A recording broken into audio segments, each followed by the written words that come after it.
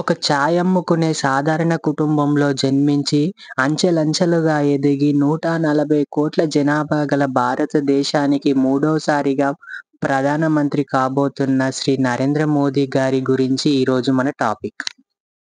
Hi friends, నా పేరు రాకేష్. మీరు మొదటిసారిగా నా ఛానల్‌ని చూస్తూ ఉంటే నా ఛానల్‌కి సబ్స్క్రైబ్ చేయండి. అలాగే మీరు మోడీ గారి అభిమాని అయ్యుంటే కామెంట్ బాక్స్‌లో జై మోడీ అని కామెంట్ చేయండి. అలాగే ఈ వీడియోని షేర్ చేయండి.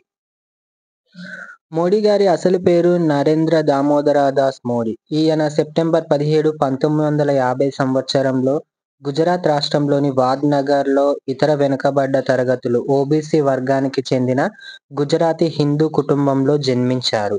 మోడీ వాళ్ళ తండ్రి పేరు దామోదర దాస్ ముల్చద్ మోడీ. తల్లి పేరు హీరాబెన్ మోడీ. వీళ్లకు 6 పిల్లలు. మోడీ మూడోవాడు. మోదీ గారికి 2 అన్నయ్యలు, 2 తమ్ముళ్ళు, 1 చెల్లె ఉన్నారు. మోడీ వాళ్ళ తండ్రి గారు వాద్‌నగర్ రైల్వే స్టేషన్ ప్లాట్‌ఫాంపై చాయ్ అమ్ముతూ కుటుంబాన్ని పోషిస్తూ ఉండేవాడు. మోదీ గారు కూడా తన చిన్నతనంలో చాయ్ అమ్మేవాడు. మోదీ 1967లో వాద్‌నగర్‌లో ఉన్నత మాధ్యమిక విద్యను పూర్తి చేశాడు. అతను పాఠశాల స్థాయి నుంచే పోరాటాలు చేసేవాడు.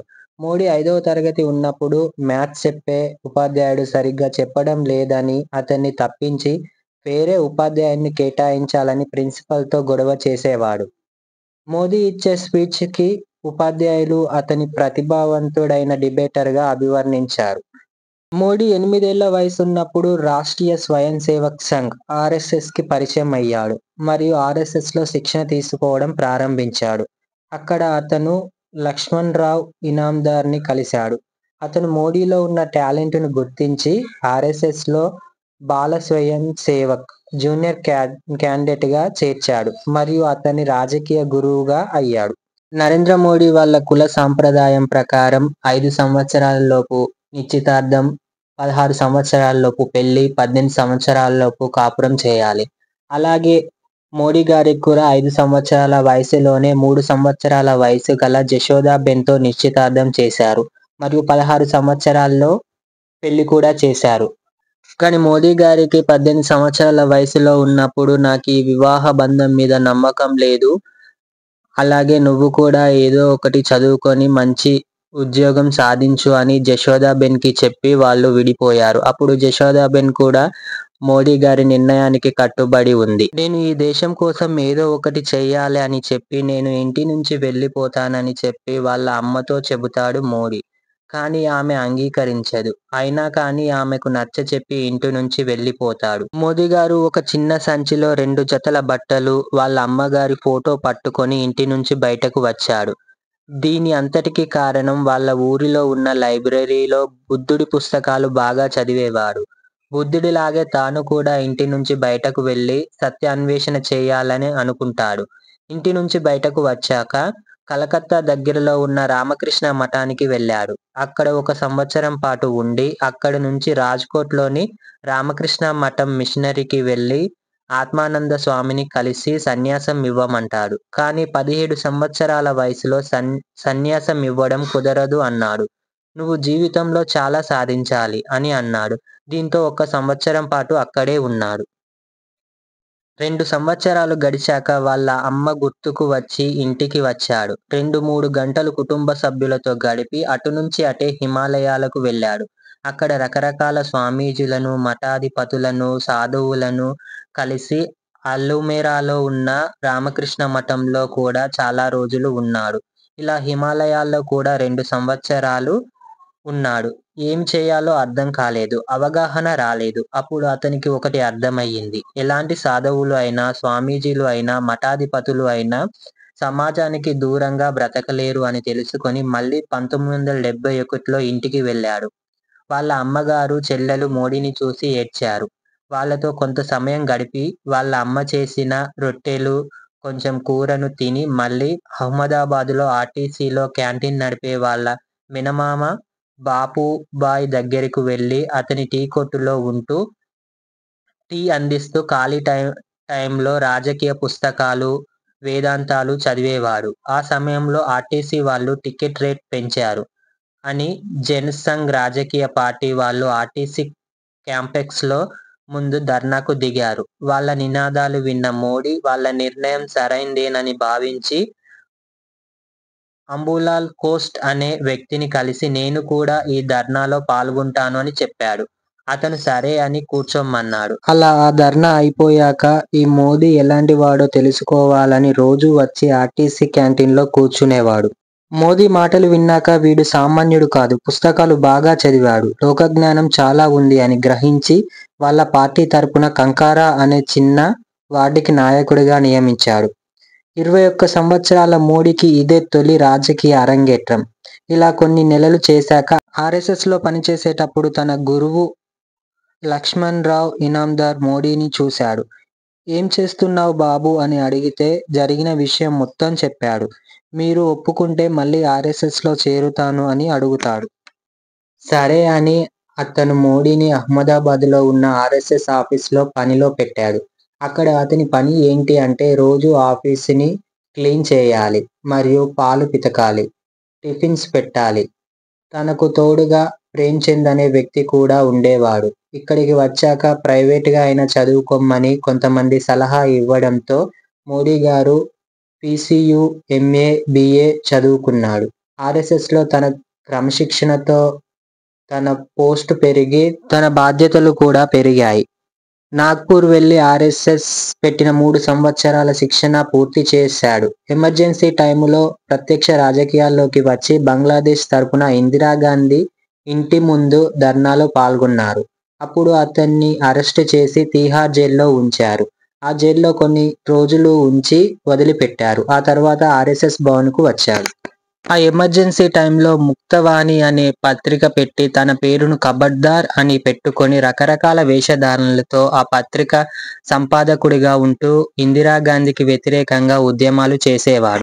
1977లో మోడీ సేవలకు మెచ్చి అతన్ని ఒక మెట్టు ఎక్కించి విభక్ ప్రచారకర్తగా నియమించారు. 1987 వరకు ఆర్ఎస్ఎస్ మరియు బీజేపీ కలిసే ఉండేది. అందుకే బీజేపీ పనులు కూడా చేసేవాడు. 1987 తర్వాత ఆర్ఎస్ఎస్ వాళ్ళు మోడీతో, బాబు నువ్వు ఆర్ఎస్ఎస్ కోసం చాలా బాగా పనిచేశావు, ఇప్పుడు బీజేపీ కోసం కూడా పనిచేయి అని చెప్పారు. బీజేపీలోకి రాగానే న్యాయయాత్ర, చైతన్య యాత్ర, లోక్ శక్తి రథయాత్ర ప్రారంభించి బీజేపీని పల్లె పల్లెకు తీసుకుని వెళ్తాడు. ఒక పక్క ఇది ఇలా జరుగుతూ ఉండగా అతని చిరకాల కోరిక అయిన మానస సరోవర యాత్రకు పర్మిషన్ వచ్చింది. అప్పుడు ఆ యాత్రకు వెళ్లి తిరిగి వస్తుండగా తన తండ్రికి బాగా లేదని తెలిసి ఇంటికి వెళుతాడు. మానస సరోవర యాత్ర నుంచి తీసుకువచ్చిన జలాలు తన తండ్రి నోటిలో పోసి కొంతసేపు తన తండ్రితో మాట్లాడుతూ ఉంటాడు. మరుసటి రోజు బీజేపీ తరపున అత్యవసర పని ఉంది అని చెప్పి అహ్మదాబాద్కు వెళ్తాడు. అక్కడికి వెళ్ళాక తన తండ్రి మరణించాడని తెలిసి మళ్ళీ గుజరాత్కి వచ్చి దహన కార్యక్రమాలను చేసి మళ్ళీ తన కార్యదీక్షలో మునిగిపోయారు.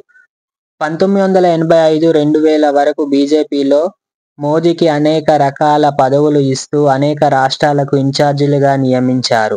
2001లో వాజ్పేయికి మోదీని ఢిల్లీకి రమ్మని, నువ్వు గుజరాత్కు వెళ్లి ఎమ్మెల్యేగా పోటీ చేయాలి అంటాడు. మన ముఖ్యమంత్రి కేశుభాయ్ పటేల్ భూకంప బాధితులకు సరిగ్గా పునరావాస సదుపాయం కల్పించకపోవడంతో ప్రతిపక్షాల నుంచి తీవ్ర ఒత్తిడి వస్తుంది. కావున నువ్వు వెంటనే గుజరాత్కు వెళ్లి ఆ సమస్యలను చక్కదిద్దాలి అన్నాడు వాజ్పేయి. కానీ మోదీ అంతకు ముందు ఎదురైన చేదు అనుభవాలు గుర్తుకు వచ్చి, సగం సగం పనులు ఇస్తే నేను ఏమీ చేయలేను, పూర్తి స్థాయి నాయకత్వం ఇస్తేనే గుజరాత్లో ఉన్న సమస్యలను చక్కదిద్ది ముందుకు తీసుకుపోగలను అని వాజ్పేయితో అన్నాడు. అయితే సీఎం పదవి అంటే వెంటనే రాదు అని ఎల్కే అద్వానీ అడ్డుపడ్డారు. కానీ వాజ్పేయి నిర్ణయం తీసుకొని మన పార్టీకి, రాష్ట్రానికి కూడా మోదీ సీఎం కావడమే సరైన నిర్ణయం అని, నువ్వు ఏమీ ఆలోచించకు అని ఎల్కే అద్వానీకి నచ్చచెప్పి మోదీ నువ్వు వెళ్ళు అని గుజరాత్ పంపించారు. ఆ విధంగా 2001 అక్టోబర్ 7వ తేదీన మోదీ గారు గుజరాత్ సీఎంగా ప్రమాణ స్వీకారం చేశారు. ఆయన ముఖ్యమంత్రి అయిన వెంటనే భూకంప బాధితులకు పునరావాసం కల్పించి కొద్ది కాలంలోనే వారికి నిత్యావసరాలు, ఇల్లు మంజూరు చేశారు. ఆ తర్వాత తనకు సంబంధం లేకపోయినా కొన్ని మత వివాదాల్లో చిక్కుకొని వాజ్పేయి కోపానికి గురి అయ్యాడు. ఆ తర్వాత తన తప్పు ఏమీ లేదని క్లీన్ చిట్‌తో బయటపడ్డాడు. 12 సంవత్సరాలు గుజరాత్ ముఖ్యమంత్రిగా సుదీర్ఘంగా పనిచేసి గుజరాత్ దేశంలోనే నంబర్ 1గా తీర్చిదిద్దారు. 2014లో బీజేపీ తరపున ప్రధానమంత్రిగా ప్రకటించబడ్డాడు. ఆ ఎన్నికల్లో పూర్తి మెజారిటీతో విజయం సాధించి చరిత్ర సృష్టించాడు. 2016లో నోట్ల రద్దు చేసి సంచలనానికి తెరలేపాడు. ప్రతిపక్షాలు ఎన్ని రాద్ధాంతాలు చేసి అబండాలు వేసినా మోదీ ఇమేజ్ ముందు అవి ఏమీ పనిచేయలేదు. 2019లో మళ్లీ పూర్తి మెజారిటీ వచ్చి వరుసగా రెండోసారి కాంగ్రెసేతర ప్రధానిగా చరిత్ర సృష్టించాడు. ఆర్టికల్ 370ని రద్దు చేసి కాశ్మీర్కు పూర్తి స్వేచ్ఛను ఇచ్చారు. సీఏఏ అమలు చేశాడు. 70 సంవత్సరాల కాంగ్రెస్ పరిపాలనను మరిపించేలా దేశాన్ని అభివృద్ధి చేశాడు. 2024 ఎన్నికల్లో మళ్లీ భారీ విజయాన్ని సాధించి ఎన్డీఏ పక్షాలతో కలిసి ప్రధానమంత్రిగా అయ్యాడు. దేశాన్ని అభివృద్ధి పదంలో నడిపిస్తున్నాడు. ఎంతమంది ఎన్ని కుట్రలు చేసినా నా దేశ అభివృద్ధికి మాత్రమే కట్టుబడి ఉంటాను అని చెప్పాడు. తన పాలనలో ఎలాంటి కుంభకోణాలు, స్కాములు లేకుండా, ఎలాంటి అవినీతి మరకలు లేకుండా పాలన సాగిస్తున్నాడు. తన కుటుంబానికి కూడా ఎలాంటి సాయం చేయలేదు. వాళ్ళ అమ్మగారు చనిపోయినప్పుడు కూడా పొద్దున దహన సంస్కారాలు చేసి సాయంత్రం వరకు మళ్ళీ తన పనిలో తాను మునిగిపోయాడు. అంతటి నిబద్ధత కలిగిన వ్యక్తి మన మోదీ గారు. ఇలాంటి వ్యక్తి మన భారతదేశానికి ప్రధానమంత్రిగా ఉన్నందుకు నేను చాలా సంతోషంగా మరియు ధైర్యంగా ఫీల్ అవుతున్నాను.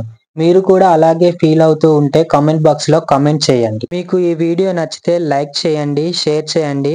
మీరు మోడీ గారి అభిమాని అయితే కామెంట్ బాక్స్‌లో జై మోడీ అని కామెంట్ చేయండి. జై హింద్, జై భారత్.